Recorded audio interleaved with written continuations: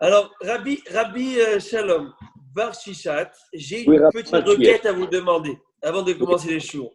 Est-ce que vous permettez que je partage c'est à votre discrétion, Absolument. l'échange qu'on a eu aujourd'hui? Absolument. Euh, alors, avec la permission de Rabbi Shalom et Bar Shishat, il m'a posé quelques questions. J'ai essayé de voler quelques minutes pour écrire ce qu'on pouvait, lui envoyer. Et est-ce que ça a répondu à toutes ces questions? Je ne sais pas. Mais au moins, on a échangé, on a partagé Torah. Et ça, c'est un réel plaisir de pouvoir le faire. Et je tiens à dire que cette plateforme qui est le shiur de Torah sur Zoom, ou pas, ou en direct, eh ben, c'est fait pour ça, partager, échanger, bien sûr, mais sans gêne. Il n'y a pas de problème. Alors, pourquoi je dis ça? Vous allez comprendre dans une seconde en lisant le email de M. Barchichat. Ok? Alors, comment on fait ça? Euh, attends. Comment on fait pour essayer de partager Alors, laissez-moi voir ça. Alors, juste avant ça, avant de revenir à ce email, je vais aussi dire quelque chose à M. Znati par rapport à M. Lasri. Je ne sais pas s'il sait qu'il a mis cette sécurité de chatter. Je vous ai écouté. Mon oreille a écouté votre discussion tout à l'heure avec Aaron. Je ne sais même pas si Daniel est au courant de ça. Moi, je lui avais expliqué. Alors peut-être qu'il… Ah voilà, Aaron me dit qu'il est au courant, donc c'est bon. Donc peut-être voilà, il ne voulait pas être dérangé. Alors, La fonction est intéressante. oui, moi dans le show, j'adore. Chaque fois j'ai une petite lucarne qui s'affiche, hop, j'ai des petits commentaires qui ouvrent, qui rentrent. Alors, on va essayer de partager donc ce qu'on a. Et puis après, je crois que je vais me connecter par le Zoom. Une petite seconde, on va faire comme ça. Et puis après, on va peut-être dire un petit chidouche sur la paracha. Et là, on va continuer la Gemara. C'est une Gemara qui est assez facile, assez légère, sympathique. C'est de la halakha pure. De la halakha pure. Et surtout, on va prendre ces halakhot, combien c'est important, donc combien le temps est important. On verra ça dans quelques minutes. Vous allez comprendre. Alors, juste avant ça, je cherche mon fameux Zoom. Là.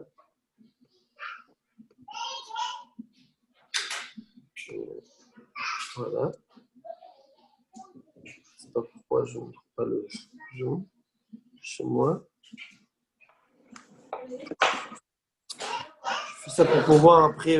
Ah voilà, Zoom il est là. Super. Alors, rejoindre.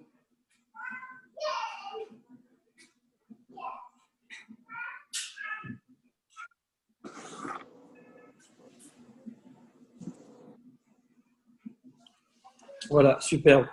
Alors, je vais partager donc l'écran, plutôt le Gmail.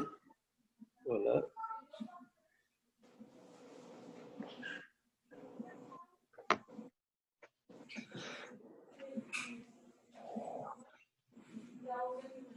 Je ne sais pas si on voit quelque chose. Non. Est-ce que vous… Encore. Ah, je vois dans un autre écran. Ah non, non. Je vois ta photo dans un autre écran. Enfin, la photo d'un Ma rabbin. photo. Ok. On refait écran, photo, box, écran. On refait écran. Voilà. On part sur Zoom, lancer la diffusion. Voilà. Voilà. Super. Super. Donc là, je m'en vais sur… voilà, je m'en vais ici.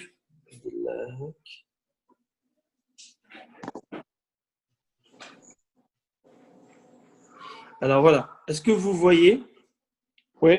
Oui. Super. Est-ce que par hasard, vous me voyez aussi à l'écran? Oui. Oui.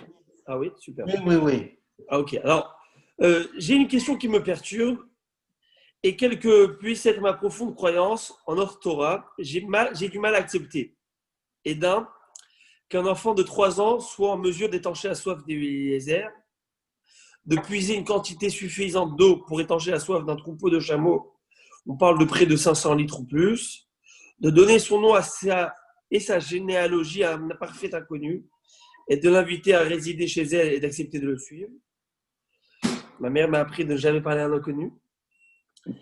Qu'à 3 ans, Yitzhak ait pu retrouver auprès d'elle la sainteté de Sarah, et cerise sur le gâteau, elle était stérile, que l'on me dise qu'après l'âge de la puberté, elle était stérile, je veux bien, mais de 3 ans à 12 ans, on ne peut rien affirmer. Tout cela me perturbe et j'aimerais écouter ce soir, Bezat Hashem, vos explications avec l'espoir que je n'aurai plus à me sentir mal à l'aise. Alors déjà, vous ne serez jamais mal à l'aise. Vous êtes le bienvenu, Rabbi Shalom. Et votre question sont les bienvenus. Ça, c'est pas shoot. Maintenant, alors, je vais aller à la réponse que j'ai donnée. Je ne sais pas si on trouve. Alors, si je vais envoyer, au message envoyé, réponse. Alors, Shalom Ouvracha, j'espère que vous allez bien, etc.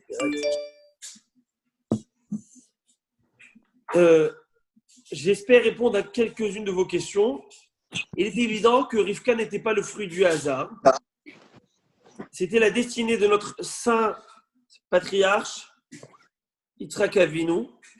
Elle est née juste après la Hakeda. Yitzhak avait 37 ans lors de la Hakeda.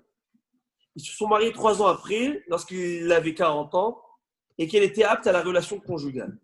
Hachem a envoyé cette Neshama Kedosha dans le monde, comme Zivouk pour Yitzhak, afin de mettre au monde le Ham Israël, un peuple surnaturel, issu d'ancêtres dont la vie était surnaturelle.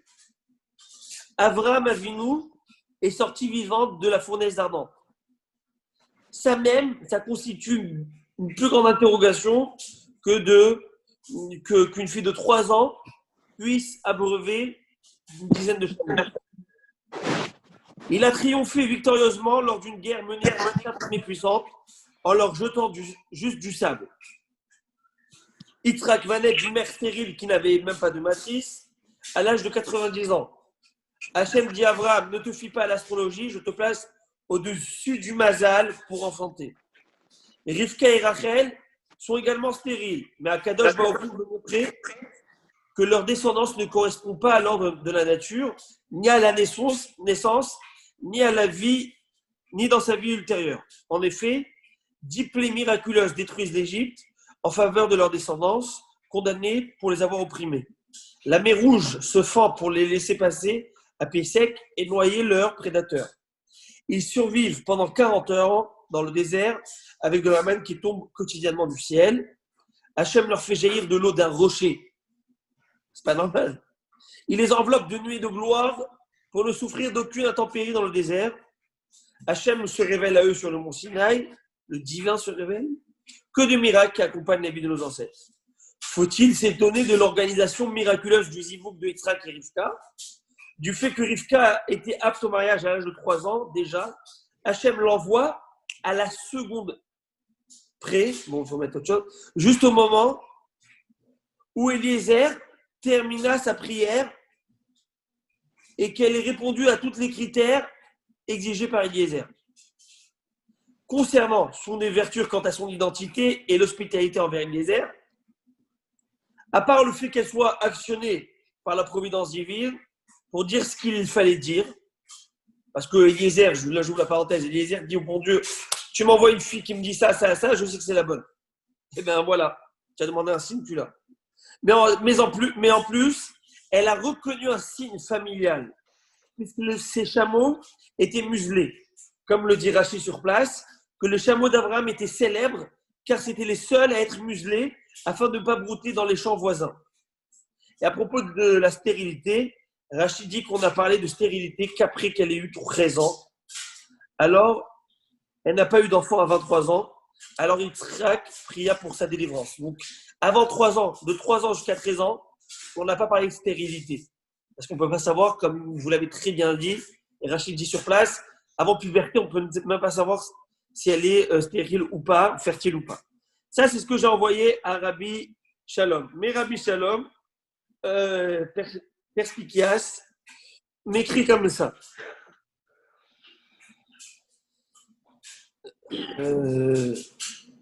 C'est l'un des. J'espérais. Alors, où est-ce qu'on était, Rabbeinu? Ouais. Je vous remercie pour vos réponses. Je vous ai donné mes contre-arguments en gras et en rouge. Je vous lis. C'était la destinée de notre saint patriarche Yitzhak Avinu. Tout à fait d'accord. Cependant, mon entendement me fait dire que 3 ans, c'est trop jeune pour accomplir ce qu'elle a fait. Et à moins que les 3 ans de l'époque équivalent à l'âge adulte aujourd'hui. Et si ce postulat est accepté ou hypothèse, si vous voulez alors, tout coule comme de l'eau. C'est le cas de le dire à Bichard avec la bomboire. En tout cas. Et puis après, vous m'avez écrit, on n'est pas apte à une relation conjugale à 3 ans, selon mon entendement. Si on part du principe que les jours de la création n'étaient pas des journées de 24 heures, mais des journées de l'ordre du supranaturel ou du divin, entre 1000 et 10 000 ans actuels, chacune des journées de la création, on peut donc concilier la création avec la science, mais si ce n'est pas conciliable, alors je ne peux pas accepter qu'un enfant de 3 ans puisse se marier. À la fin, tout à fait d'accord. Et vivant après s'être. Avinu est sorti vivant d'un fournaise ardente, et vivant après s'être fait lui-même le Ritmila, je n'ai aucun problème, les miracles de Dieu sont inexplicables, pas de problème. Puis après que la Torah nous dise bien que Rivka a été âgée que de 3 ans paraissent en avoir 20, et là tout le reste est accepté. Mais me mettre dans la tête qu'un enfant de l'âge de ma petite fille fasse tout ce que Rivka a fait dépasse mon entendement. Sur ça, j'ai osé répondre, puis après encore. Tous ceux qui me tourmentent, c'est l'âge de 3 ans, etc. Et j'accepte le fait que le Créateur a fait délier la langue de l'âne de Bilam. C'est un miracle, il y en a des milliers, mais nulle part il est dit que le Créateur aurait modifié la physionomie de Rivka pour la faire paraître adulte. Et là, j'ai écrit une autre réponse. Et on va s'arrêter là. Mais par rapport à la lecture, parce que ça s'arrête là, s'il y a des suggestions à donner, on pourra développer. Badaï. Alors, en vous lisant de bas en haut, vous verrez que vous avez répondu vous-même. Comment? Étant donné que c'était la volonté divine, il n'y a pas de place à l'étonnement. Qu'y a-t-il d'impossible pour lui? C'est lui qui a instauré les règles de la nature en créant le monde ex nihilo. C'est lui qui les modifie quand il le souhaite. Il a démontré tant de fois durant l'histoire de notre peuple et de nos patriarches, comme on l'a déjà rappelé longuement. Alors, est-ce un problème pour lui de développer le corps d'une petite fille de 3 ans, aussi bien physiquement qu'intellectuellement, afin qu'elle ait les facultés d'une adulte et réaliser son projet de mariage de Yitzhak et Rivka? Le Rav de Brisk qui disait, sans Emouna, on n'a pas de réponse. Mais avec Emouna, on n'a pas de question. Et le fait que ce nez soit passé sous silence, ce n'est pas le seul. Rabban souligne, Nachmanid, par exemple, le miracle de la naissance de Moshe Rabbeinu, sa mère Yochebed avait 130 ans de la naissance. Ou encore, Nachmanid fait le calcul des mensurations de l'arche de Noé. Il dit que, vu le nombre des milliers d'espèces d'animaux et volailles, de toutes sortes de créatures que Noach devait introduire dans la Teva, jamais elle n'aurait pu contenir autant, même si elle mesurait 10 fois plus. Et pourtant, 3 petits points. Lorsque Sarah avait ri dans son cœur en disant comment une vieille ménopausée pourrait avoir un enfant, Hachem lui fait le reproche. Pourquoi a-t-elle ri? Y a-t-il quelque chose d'impossible pour le Créateur? Il est en effet tout puissant et ses prodiges dépassent l'entendement humain. Baruch Tiyeh. Alors ça, c'est l'échange qu'on a eu aujourd'hui, entre moi et Rabbi Charles. Et Bémet, ce fut un plaisir d'échanger, Rabbeinu, Monsieur Barchichat. Je souhaite déjà bienvenue avec un Monsieur Docteur Eyant Edbi, Baruch Haba Beshem Hashem. Alors, ces questions de 3 ans. 3 ans, je vois que ce 3 ans, comme vous avez bien dit, me tourmente. Alors, il faut le savoir. Même si, et peut-être le docteur en début pourra nous dire si aujourd'hui la science égalise cela, mais même si, génitalement parlant, la femme ne peut pas avoir un enfant avant 12 ans, parce qu'elle n'a pas Elle n'est pas pubère. Mais l'organe vaginal, l'organe, depuis 3 ans, il est déjà formé. Avant 3 ans, Rashi dit ça d'une certaine manière dans le Talmud, il dit c'est qu'exba be'aïn, c'est comme mettre le doigt dans l'œil ou mettre le doigt dans un orifice quelconque sans aucune, j'allais dire, y a rien. Mais après 3 ans, il y a un organe avec un hymen, il y a un organe qui s'est créé. Cet organe, dès le moment où cet organe est créé, la Torah permet le mariage, non pas pour avoir des relations, mais pour qu'il y ait contrat de mariage, il peut y avoir. Ça se faisait à l'époque où les gens n'avaient pas de quoi nourrir leurs enfants. Les mariés de jeune âge attendaient. Ça, c'est un. Deuxièmement, moi, j'ai fait une petite enquête. Je ne sais pas si c'est vrai, Internet, YouTube, etc. Il y a beaucoup de tralouettes là-bas. Mais ça existait dans l'histoire. Des gens qui sont tombés enceintes très jeunes. Très jeunes. Et des cas rares. Des cas très rares. Très rares. Ça a même causé presque des blessures graves, etc. Mais très, très rares. Donc, ça, c'est l'idée. Maintenant, moi, je suis plus pour dire qu'il devait avoir une maturité, j'allais dire, dans l'air, je ne sais pas, quelque chose. D'accord? Comme on dit qu'à 3 ans, c'est comme elle avait 20 ans. Si ça nous apaise, très bien. Sinon, j'ai encore une autre carte. C'est un Tosfot qui dit qu'elle n'avait pas 3 ans, elle avait 12 ans à cette époque. Et moi, j'ai expliqué ça. Selon le dernier cours qu'on a parlé. On avait parlé de cette Neshama qui est rentrée peut-être dans le corps de Rivka à l'époque de la Akedat Yitzhak. Et cette étincelle de Neshama, elle avait alors 3 ans. Là, ça s'explique bien. Cette étincelle de Neshama supplémentaire qui est venue à l'époque de la Akedat Yitzhak avec donc 3 ans depuis Akedat Yitzhak, mais son corps était âgé peut-être de 12 ans. Est-ce que comme ça, c'est plus clair? Ça va mieux. Ça va mieux. Allez, ok. Ça soulage. Voilà, ça soulage. Ok, alors maintenant, j'ai un petit hidouche, même un grand hidouche, à vous donner, à vous proposer. C'est $1 million, 1 million, cash. Alors, je vais vous le donner. Vous êtes avec moi, Rabotai? Oui, super. Ah, Michila, je n'ai pas signalé la présence de Rabbi Moshe Deri. Baruch Abba Beshem Hashem. Alors, comme ça. Je suis de l'autre côté sur vous, Michila. Voilà. On remarque que nos matriarches étaient stériles. Alors, lesquels des matriarches étaient stériles? Sarah et Menou étaient stériles jusqu'à l'âge de 90 ans. Rebecca et Rivka étaient stériles. Puis, Léa ne l'était pas. Comment? Léa ne l'était pas. Léa n'était pas. Rachel l'était. En fait, Léa était. Il faut savoir que Léa, mais le bon Dieu va iftach Elohim el Rachma. Le bon Dieu va lui ouvrir comme elle. Donc il y avait quelque chose. Un peu de. Ça veut dire qu'il fallait que le bon Dieu fasse une intervention ici. On va le voir. Rachel Imenu. Rachel. Très bien. Et dans les patriarches, qui était stérile? Alors, Abraham était stérile. D'où je le sais. Le Rachid dit qu'à un moment, Sarah Imenu va lui dire Ramasi Alecha. Elle va lui dire une phrase un peu dure.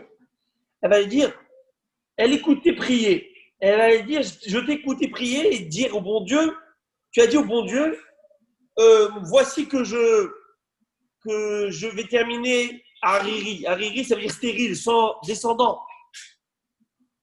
C'est pas stérile, sans descendant, c'est pas stérile parce qu'il a eu un enfant avec Agar. Ah, attendez, non, c'est avant ça. Avant même qu'il ait cet enfant. Ouais. Hariri, c'est-à-dire je ne vais pas avoir de descendants, je ne vais pas avoir de progéniture. Avant même qu'il ait des. Donc, et Rachid d'expliquer qu'elle lui dit tu as prié pour toi, pour avoir des enfants, pour que Dieu te délie de cette stérilité. Et moi, est-ce que tu as pensé à moi? As-tu pensé à moi? Donc, d'ici, on voit qu'il était stérile. Et le bon Dieu lui a rendu fertile, il a eu Ishmaël juste après. Mais il était stérile. Puis après, il a eu Yitzhak. Est-ce que Isaac était stérile? Non. Yaakov, est-ce qu'il était stérile? Il en a eu 12. N'est-ce pas? Avec alors, pourquoi cette différence? Pourquoi donc? Et pourquoi Abraham était stérile? C'est quoi cette notion de stérilité? Alors, beaucoup d'explications sont données. Première explication du Midrash, que nos patriarches, nos matriarches, le bon Dieu aimait leurs prières et attendait au contraire leurs prières pour pouvoir les sauver de cette situation. On pourra en discuter sur Shabbat de ça, Be'ezrat Hashem Neder, si on aura l'occasion. Mais, on va aller plus simple encore. Et si c'est vrai, alors pourquoi Isaac n'était pas stérile? Et si c'est vrai, ça aussi, pourquoi Jacob n'était pas stérile? Alors, j'ai écouté une pirouche du Ben Ishraï. J'ai lu un pirouche du Ben Ishraï. Et puis après, on va ajouter une petite cerise sur le gâteau, comme vous dites. Alors, on va voir. Il dit quelque chose de très beau. Le père d'Abraham, c'était Terach. Terach, c'était un homme qui a fait Avodah Zara. À la fin de sa vie, il a fait une teshuva. Le père de Sarah s'appelait Haran. On voit que tout cela, c'était des idolâtres. Le bon Dieu voulait couper les ponts entre l'ancienne génération et la nouvelle génération de mes enfants.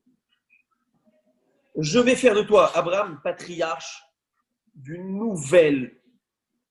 nouveau peuple. Et je veux que tu te délies, tu te déconnectes de tout passé. Et pour ce faire, tu es stérile. Ça veut dire que tu ne peux pas naturellement avoir tes enfants. Ça veut dire que si tu as des enfants, eh ben, ce n'est pas la suite logique de Terach, c'est-à-dire papy, mais non, parce qu'il a enfanté un enfant qui ne peut pas avoir d'enfant. Et donc, si tu as des enfants, ce n'est pas par grâce à Terach qui t'a enfanté de cette manière, parce qu'il t'a enfanté stérile. Mais ce n'est que grâce au bon Dieu. Et je veux couper les ponts. Je vais reprendre ça, je n'ai pas compris. Je veux. Comment? Je n'ai pas compris, vous avez dit. C'est-à-dire que le bon Dieu veut couper les ponts, couper le lien entre Terach et Abraham Avinu, Haran et Sarah Emenu. S'ils étaient conçus de manière naturelle, fertile, eh ben on aurait dit que c'est, comme j'ai dit, la suite logique. Papa, il a un enfant, puis il y a petit-fils, etc. Non. Naturellement, tu n'as pas d'enfant, tu ne peux pas en donner. Je comprends. Donc, tu es le fils que d'Abraham. Toi, Isaac, tu n'es le fils que d'Abraham. Personne d'autre. Tu n'as rien reçu de plus haut. Alors, c'est pourquoi Abraham est stérile. Tandis que Yitzhak, c'est qui son papa? C'est Abraham. Au contraire, tu prends les gènes Kedoshim et sacrés de ton père, Abraham. Et on veut dire Éloqué Abraham, Éloqué Yitzhak. C'est qui Yitzhak? C'est le fils d'Abraham, le patriarche. Pareillement pour Yaakov, pareillement pour Jacob. Et maintenant, on revient à Sarah, mais nous, notre patriarche Sarah. Sarah, c'est clair. Haran, aussi idolâtre, mais plus encore. Rivka, c'est qui? Son père, Bethuel. Bethuel, c'est un fraudeur, un arnaqueur, un rachat. Il a même voulu étouffer, empoisonner Eliezer lorsqu'il est venu lui proposer le mariage. On connaît tous ce midrash. Plus encore, qui va naître de Lavan? Rachel et Léa. Akadosh Baruch Hu va dire, même idée. Je coupe les ponts avec ce Lavan, je coupe les ponts avec ce Bethuel. Il n'y a rien, on ne prend rien d'eux. On ne prend rien. Et donc, vous êtes stérile. Ça veut dire que naturellement, vous ne pouvez pas avoir d'enfants. Et si vous ne pouvez pas avoir d'enfants, ça veut dire que les gènes qui viendront dans vos enfants sont des gènes qui vous appartiennent qu'à vous et rien d'avant. Et c'est ça qui est magnifique. Et maintenant, on pourrait comprendre peut-être une nouvelle histoire dans les prophètes que vous devez tous connaître, certainement. Cette fameuse histoire, on lit, si je me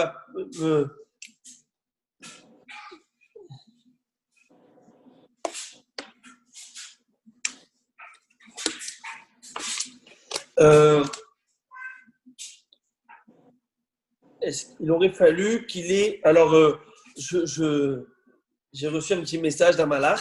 Là, j'ai vu des petits malachim qui m'envoient des messages.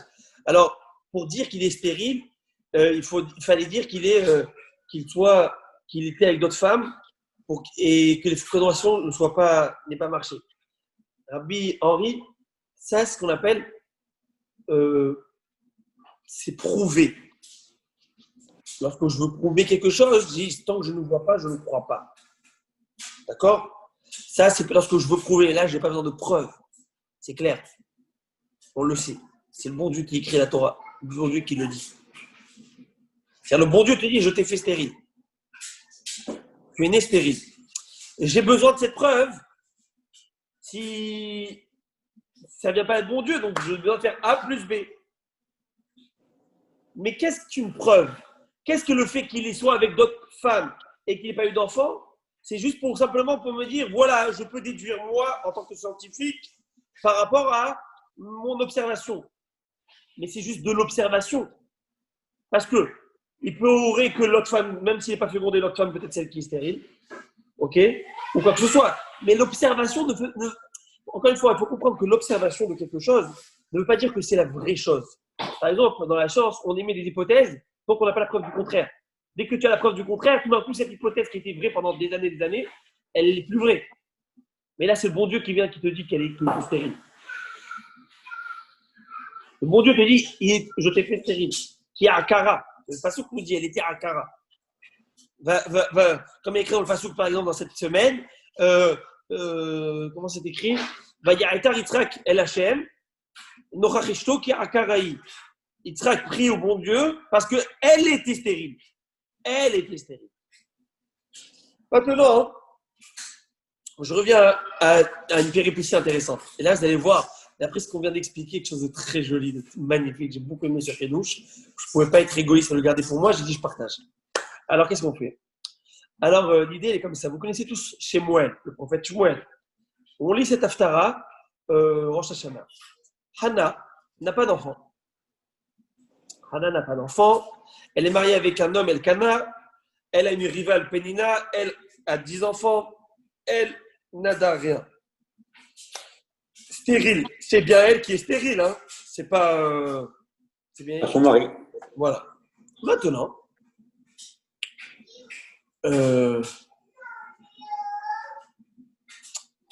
quand elle a eu un enfant, elle a promis au bon Dieu, Tu vas faire un nazir. dans les détails, qu'elle allait le donner exclusivement au service divin.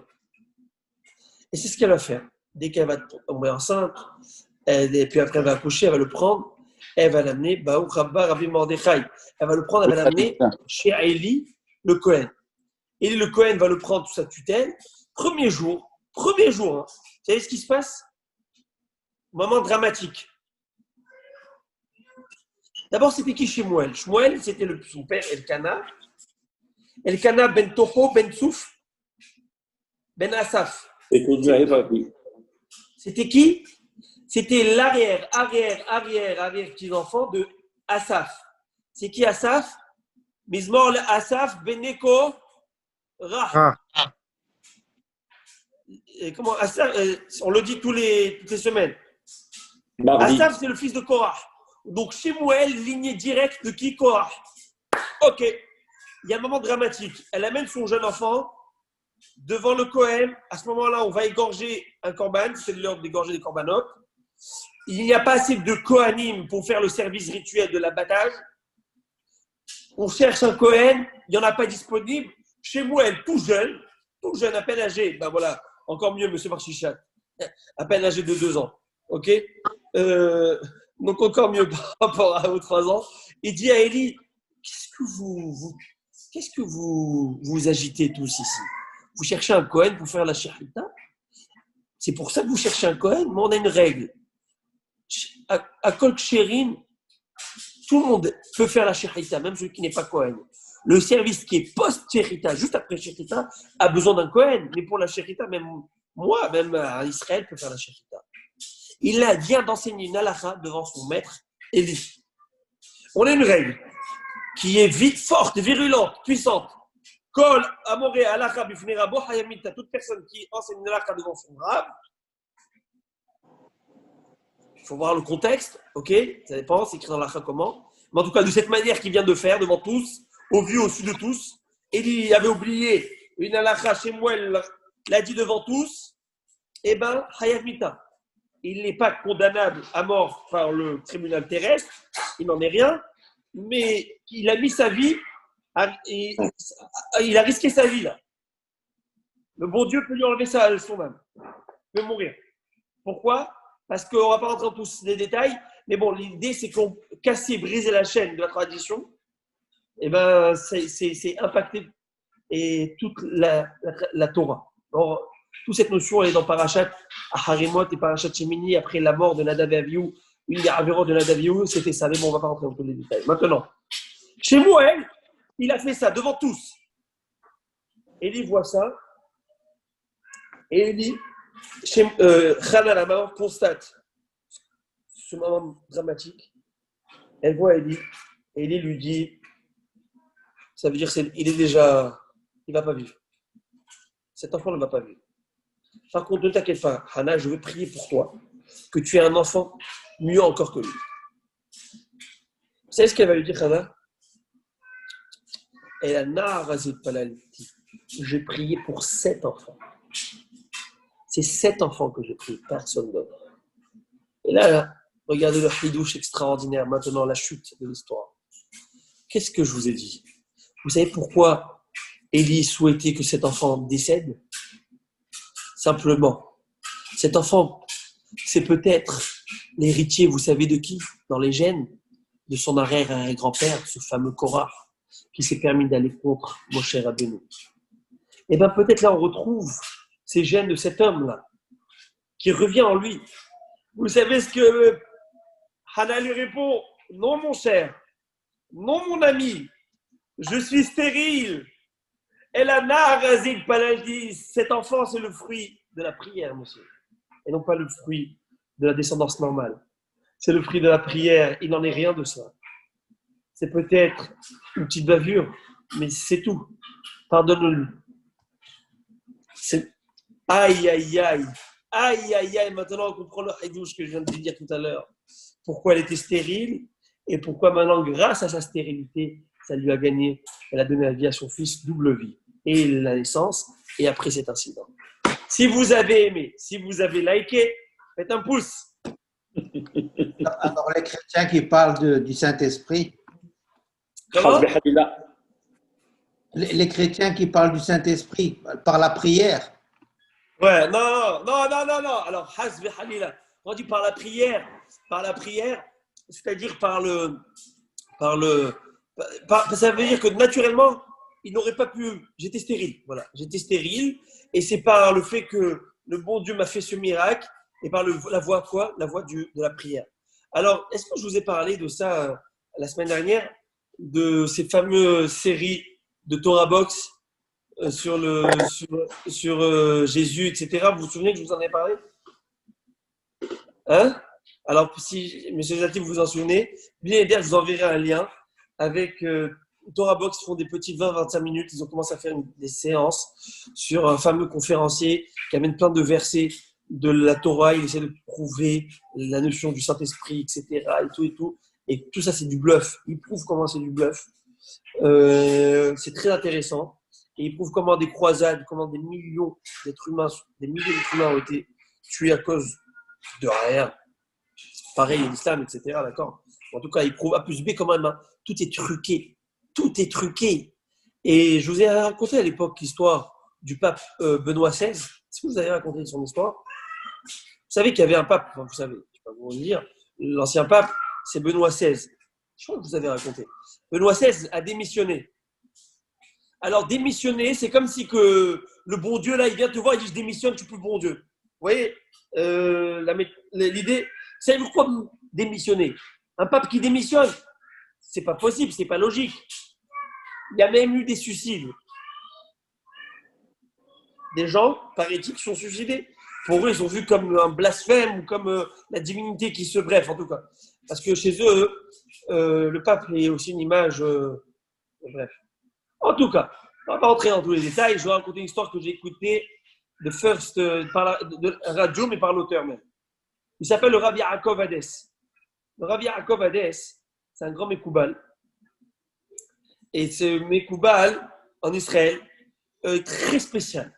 Très spécial parce qu'il est versé dans la Kabbalah, versé dans l'étude talmudique, au point où il n'y a pas une yeshiva en Israël où tu ne vois pas ces dizaines de volumes de ces livres, non pas sur la Kabbale, et sur le Talmud. Et il a aussi sur la Kabbale, il a aussi sur la philosophie, il a sur la théologie, etc. Bref. En tout cas, il a fait un livre qui va démonter toute la thèse chrétienne. Et il a bien étudié. Il a fait ses devoirs. Ok ? Il a un ami un rabbin italien, proche du Vatican. Il lui a demandé la permission de traduire son livre. Il lui a traduit et il l'a remis parce qu'il était proche de Benoît XVI. Il lui a remis ça.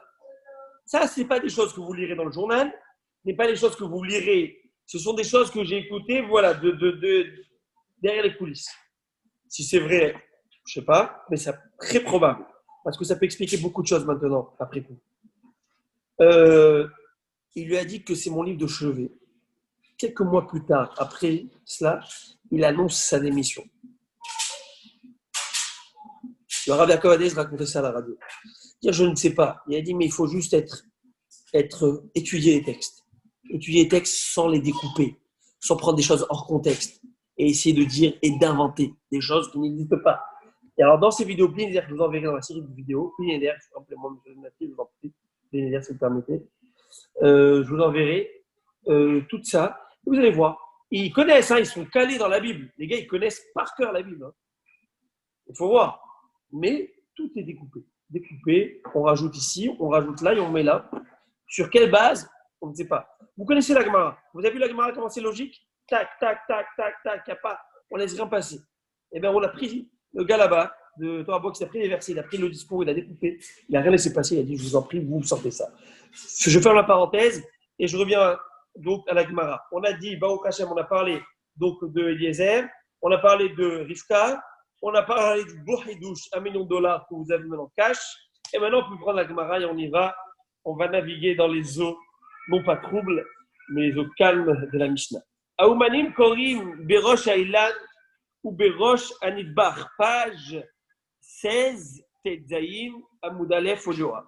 Donc, je lis, les travailleurs, les Oumanim, les travailleurs, les ouvriers, peuvent réciter le schéma Rosh Aïlan. Rosh Aïlan, c'est la cime de l'arbre. Donc, des ouvriers qui sont en train de récolter les fruits. Et ils sont là, c'est l'heure, ils ont commencé tôt la journée, c'est l'heure du schéma, c'est l'heure de la prière. Doivent-ils descendre de l'arbre pour faire la prière ou au sommet de l'arbre, au pic, ou à la cime de l'arbre, pour faire leur prière? Alors, on va voir. Ou Bérosh Anidbach, ou même au sommet du mur de pierre. Des maçons, d'accord? Des maçons. Est-ce qu'ils doivent descendre, prendre l'échelle où ils peuvent se poser sur leur mur? Tant qu'ils sont sur leur mur là-bas à l'équilibre, ils peuvent faire le schéma ou pas? Alors, c'est écrit oui. Aoumanim, Korim, Berosh, Einon, Moshenmach, ils peuvent faire le schéma.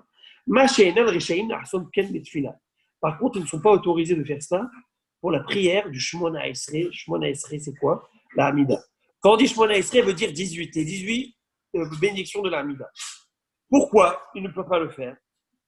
Très simple, Rachid. Parce que le schéma, ça ne demande pas beaucoup. Ça demande certes une concentration, mais on verra minimal dans le premier verset. Le reste, ça va, tu récites. Tandis que la Hamida, c'est quoi? La Hamida, c'est demander la miséricorde et la compassion divine. Donc, comment on demande? Avec concentration. Tu parles au roi et tu lui demandes des choses. Tu n'es pas en train de penser à autre chose ou en train de penser à ne pas tomber de l'arbre et à t'attraper. Donc, ce n'est pas correct de faire la Hamida de cette manière. Donc, c'est ce qui est écrit clairement dans la Mishnah. Tu peux réciter le schéma dans la cime des arbres ou au sommet des pierres, au sommet, je veux dire, du mur de pierre. Par contre, dans la prière de la Hamida, non. Deuxième halakha, Khatan, le Khatan, Patour Mikriyat Shema Laila Rishona Ve'al Motzei Shabbat. Il est dispensé de la récitation du schéma depuis le soir du mariage jusqu'à Motzei Shabbat. Prochain. Vous allez me dire, Motzei Shabbat, à la baisse. Qu'est-ce qui se passe Motzei Shabbat ici? Explication. Avant ça, Imlo Asa Maase, tant qu'il n'a pas accompli l'acte conjugal. Mais s'il a accompli l'acte conjugal, déjà le premier soir, ça a fait. Tu fais le schéma sans problème. Pourquoi le Khatan est dispensé de la lecture du schéma? On l'avait déjà étudié auparavant, pour celui qui s'en souvient. On avait vu que le Khatan est préoccupé par la mitzvah. Il ne sait pas si son épouse, il va la trouver vierge. Il ne sait pas s'il va savoir faire cet acte. D'accord? Il est préoccupé quant à cette mitzvah. Alors, la Torah te dit, non stress, ne fais pas le schéma. Reste focus. Ok? C'est bien. Maintenant, pourquoi je camotais le Shabbat?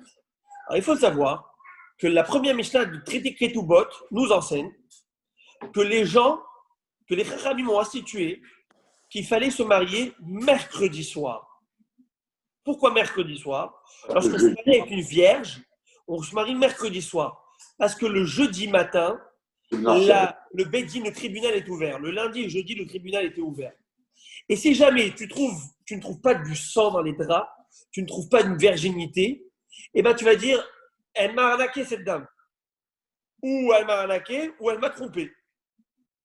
Parce qu'à l'époque, il y avait la période des fiançailles, puis après le mariage. Et le fiançailles, c'est pas comme le fiançailles d'aujourd'hui, où on fait le henné, il n'y a rien qui se passe, il n'y a aucune relation conjugale, où il n'y a aucune relation, il n'y a aucun mariage qui est contracté. N'est-ce pas? Ici, le henné, c'est juste pour avoir l'aîné et donner les bijoux et la Rolex. Ça s'arrête là.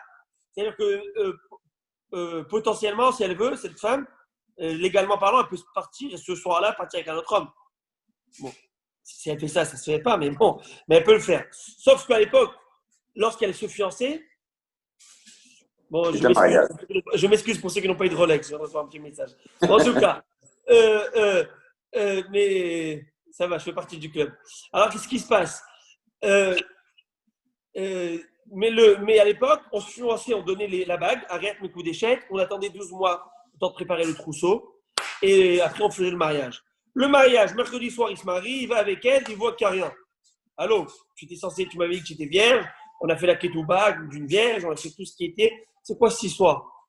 Et la vérité, ben voilà, il y a eu une faiblesse. Le lendemain, Bédine. Très bien.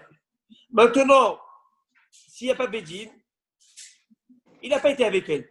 Il veut profiter, il veut rester avec elle, eh ben, il reste mercredi soir, jeudi soir, vendredi soir, samedi soir, 4 nuits.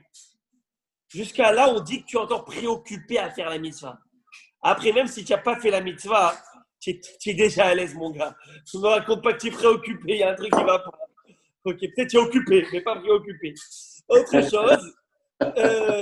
chose, c'est que si tu as fait l'action conjugale, il n'y a plus de préoccupation. Donc, c'est ce que cette Mishnah nous a enseigné. Et là, la Mishnah elle raconte une histoire, une anecdote. Ouma, c'est Rabban Gamiel. Et il y a eu donc cet épisode qui a impliqué Rabban Gamiel, chez Nasa Isha, Vekara Laila Rishona, qui va épouser une femme. Et il a récité le schéma la première nuit déjà, la nuit de noces. Amroulo Tamidav, ses disciples lui ont demandé, mais l'imatanou Rabbenu, on te voit faire le schéma. Et tu nous as enseigné, Rabbenu, que le schéma, que le khatan est dispensé du schéma. La première nuit de noces. Comment ça se fait que tu le fais? Amar Lahem, il va leur dire, Eni shomé alachem. Je ne vais pas vous écouter, vous, mes élèves. Les vatel, les menou, malchut, shamem, afilou, shachrat. Vous essayez de me convaincre, de me dispenser de l'obligation d'accepter sur moi la souveraineté divine. Jamais. Alors, Tosfot t'explique. Ce n'est pas une histoire qui est venue contredire l'enseignement qu'on vient de lire. C'est juste pour te dire que les gens qui étaient grands, comme Rabban Gamiel, qui ne pouvaient pas se passer que de faire le schéma, et qu'eux n'étaient pas dérangés le fait d'être mariés, ils avaient toujours la tête sur les épaules. Alors eux pouvaient faire le schéma. Mais les gens lambda qui sont préoccupés ne sont pas obligés. Mais la halakha étant, on va le voir, que nous on fait le schéma aujourd'hui. Pourquoi? Parce que si on faisait un schéma comme Rabban Gamiel, ou un schéma tellement extraordinaire, où on est tellement à la kavana, de la kavana, alors je dis, tu sais quoi? Aujourd'hui notre schéma il dure 2 minutes. Cela, eux, il durait 2 heures peut-être, ou je sais pas moi, 1 heure avec les kavanotes. Oui, il dure 2 minutes. Ça va, 2 minutes, tu peux faire schéma. On verra ça dans le Shulchan Aruch. Ok. Rabotai, nous avons terminé la Mishnah. 2 enseignements. Premier enseignement, que les ouvriers peuvent faire le schéma, réciter le schéma par au-dessus dans l'arbre ou au sommet du mur de pierre qu'ils sont en train de construire. Et par rapport à cet enseignement, l'Agmara dit, on avance, Tanour Rabbanan, nos sages ont enseigné dans une braïta. Une braïta, je vous ai dit, c'est comme une Mishnah. À Oumanim, les artisans, les ouvriers, Corinne, Berosh Aïlan ou Berosh Anidbar. Ils peuvent donc rester le schéma sur la cime de l'arbre ou au sommet du mur de pierre. Ou Mitpalelim, Berosh Azaït ou Berosh Athéna. Là, il rajoute quelque chose, cette braïta. Souvenez-vous que la Mishnah nous avait interdit de prier la Hamida au sommet de l'arbre, il fallait descendre. Tandis que cette braïta nous enseigne qu'on peut prier au sommet, à la cime de l'olivier ou sur la cime du figuier. Du quoi? Figuier. Du figuier. Pourquoi? Ces deux arbres, on verra. Ou Shahar Kol Ailanot, Yordim les matins, Mitpalelim. Et tous les autres arbres, tu dois descendre et faire ta prière. Pourquoi donc ces arbres sont différents? Le figuier et l'olivier, je peux faire ma Hamida. Parce que Rashi explique, c'est des arbres qui sont étoffés, chargés de branches.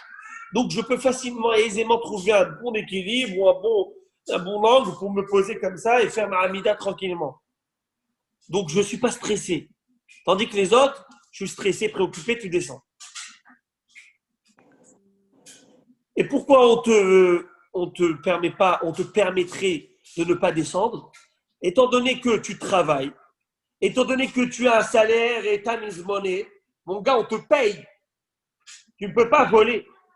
Donc, on te permet que dans les arbres, on te permet dans les arbres où tu risques de tomber, mais dans les arbres où tu ne tombes pas, et ben, tu restes là-haut. Par contre, je termine la Beraïta, Rabbi Mordechai, avant d'arriver à votre question. Par contre, au Baal Habayit, mais le propriétaire du verger, lui, qui est aussi en train d'aider ses amis, enfin ses ouvriers, lui, il n'a pas de stress de patron au-dessus de lui. Personne ne lui doit rien. Et bien toi, monsieur, dans tous les cas, même que ce soit un figuier ou un olivier, mon gars, tu descends.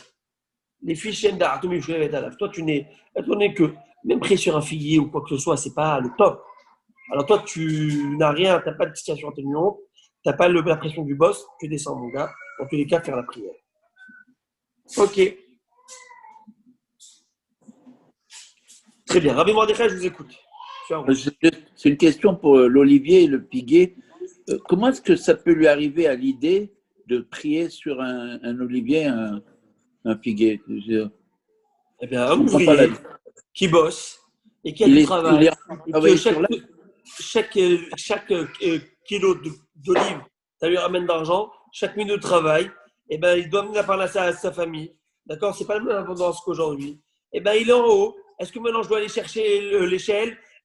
Allô, mon gars, tu peux venir apporter l'échelle, s'il te plaît? Non, tu es en haut, tu peux faire ta Hamida. Pendant qu'il est en train de travailler? Non, bien sûr. Et bravo et merci de m'avoir rappelé ce point très important. On parle que tu arrêtes toute occupation. Ah, voilà, c'est ça. Le ciseau et la cisaille, tu lâches tout et tu es en train simplement de prier.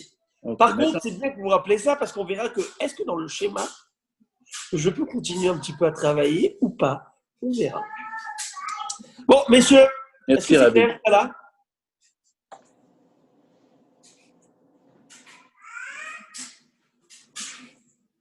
C'est bon? Parfait. C'est bon. Ramele, Rav Mari, Bera, Devat Shmuel et Rava. Rav Mari, le fils de la fille de Shmuel. Shmuel avait une fille qui s'appelait Rachel. Je vous donne le nom, c'est pas écrit, mais c'est Rachel. Et il avait, et bien sûr, cette Rachel, elle avait un enfant qui s'appelait Marie. Et ce mari va poser une super belle question à Rava. Avant d'arriver à la super belle question de ce Rav Mari, qui était un génie, qui était ce Rav Mari? C'était le petit-fils de Shmuel, fils de la fille de Shmuel. Je vous pose une question, messieurs, qui s'appelait Rachel. Habituellement, dans le Talmud, lorsqu'on dit le rabbin fils, on dit fils de madame ou fils de rabbin? De monsieur. On dit fils de monsieur. Qu'est-ce que tu me dis, fils de la fille là? Alors, je vous donne une petite explication à ça. C'est rapporté dans plusieurs endroits dans le Talmud, dans les Tosfot. C'est qu'en fait, la fille de Shemuel, Miskina, elle s'est fait kidnapper. Elle s'est fait prise en otage par un goy qui s'appelait Issour. On pourrait dire en français aujourd'hui Isor. Ça existe. Isor. Et il l'a violée. Ce Isor l'a violée. Et il l'a conçue. Et elle a conçu. Et ce même Isor, il a peut-être, je ne sais pas s'il a regretté ou pas, en tout cas il a fait Teshuvah et il s'est converti au judaïsme. C'est quoi? Avant même que son fils naisse.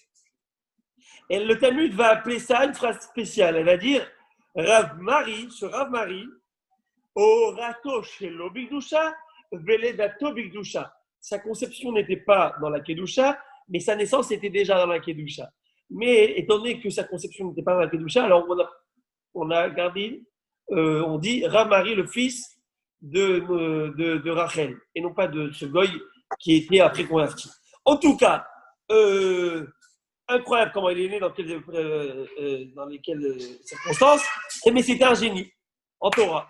Et là, il pose une question à Rava, il dit, mais attends, Rava, j'ai une petite question. C'est quoi ta question que tu as? Quelle est ta question? C'est une question par rapport à notre Mishnah. Il y a une contradiction avec notre Mishnah et une autre Beraïta, laquelle? Aoumanim, Korim, Ailan, Beroshanit, Bar. C'est écrit dans notre Mishnah que les travailleurs peuvent réciter le schéma sur la cime de l'arbre.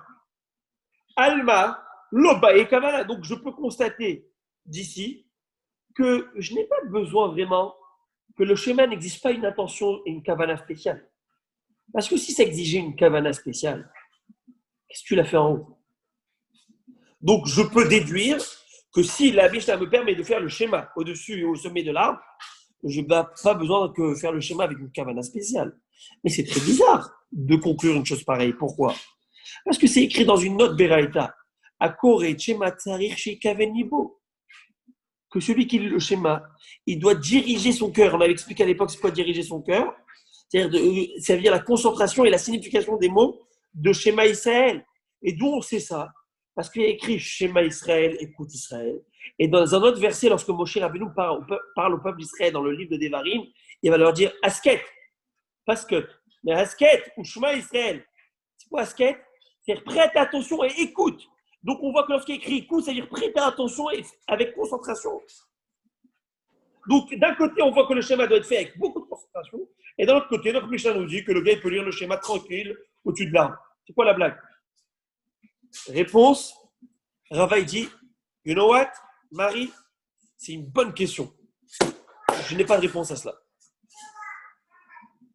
Et bien il lui dire, dis-moi, Rava lui dit, dis-toi Marie, c'est pas une question plutôt rhétorique, t'as pas toi un avis dessus? Il va lui dire, la vérité c'est que oui.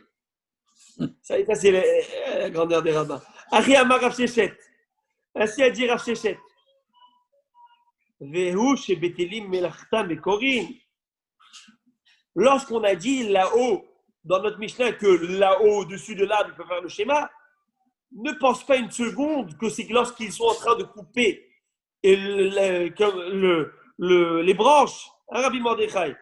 Au début, on pensait qu'ils étaient en train de couper. Voilà. On peut faire le schéma tranquillement. Là, on te dit non, ils doivent s'arrêter complètement de tout ouvrage. Et là, ils peuvent lire, même au-dessus de l'arbre, ça va, ils peuvent faire le schéma. Très bien. Et l'Agma, elle va dire, quoi, vraiment? Ve'atania, mais c'est écrit dans une autre Beraïta que Bet Hillel nous enseigne clairement, en Skimbim Lartave Kogim, qui peuvent continuer leur travail et lire le schéma. Bon, qu'est-ce que tu m'inventes? Que lorsqu'on avait dit dans notre Mishnah qu'ils peuvent lire le schéma, c'est en s'arrêtant de travailler. Mais Bet Hillel nous dit clairement dans une Beraïta qu'ils peuvent continuer à travailler et lire le schéma. L'Agma, elle va répondre, l'Akashia. Il n'y a aucune contradiction et aucune difficulté à comprendre. Lorsque Bet Hillel a dit on peut lire le schéma et travailler, il parle du second passage. Ve'ayim shamoa. Ve'ayim shamoa. Et lorsque notre Mishnah et Rav Shechet a dit qu'on ne peut pas continuer de travailler, c'est le premier passage où tu es en train de mettre la main sur le visage et tu dis schéma Israël. Tu ne peux pas faire schéma Israël, Hashem Elokeinu et tu coupes le truc, ça ne veut rien dire.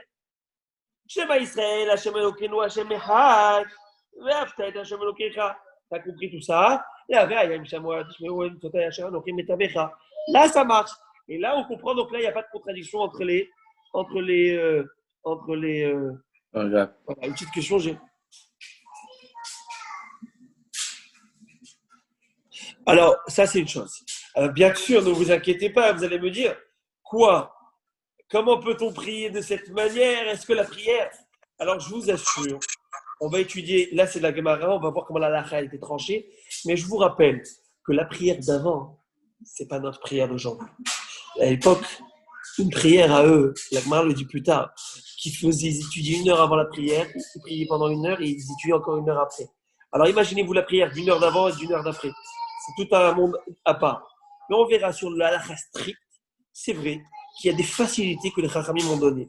D'accord? Et les Chachamim ont donné des facilités qui sont concrètes. Ça, il faut comprendre, Rabbi Aaron. Concrètes. Même qu'ils ont l'air d'être choquantes. Mais le gars, il a besoin de travailler pour sa parnassa. Time is money. Il a besoin de manger. C'est pas comme aujourd'hui, on est dans le stress. On n'est pas dans le stress d'une minute. Mais à l'époque, c'était comme ça. Hein. La vie était dure. C'était compliqué. Ce que tu amènes dans le sac, tu reçois. On verra. Tanour Rabanan. Donc la Gemara va poursuivre son analyse. Et elle va voir comment on peut faire donc, pour Tanour Rabanan. Pour Alim, Oshayu, Osim, Melacha et Tselabalabaït. Les travailleurs qui étaient en train de faire un travail, d'effectuer un travail pour leur employeur, le gars il arrive le matin, l'heure de la prière elle arrive, qu'est-ce qu'il fait? Alors ce que tu peux faire pendant ton travail, c'est que tu lis le schéma, tu fais la prière, la beracha avant le schéma et la beracha d'après le schéma. Après, tu peux manger ton repas. Très intéressant. Est-ce que ça a été tranché comme ça? On verra. Mais à l'époque, c'était comme ça. C'est une Mishnah. Ochrim pitan, mange ton petit-déj rapidement. On mevachim les fanea ou les charéa. Tu fais ta bracha avant et après. Il y a une version qui dit tu ne fais même pas ta bracha avant. Parce que tu voles du temps de ton boss.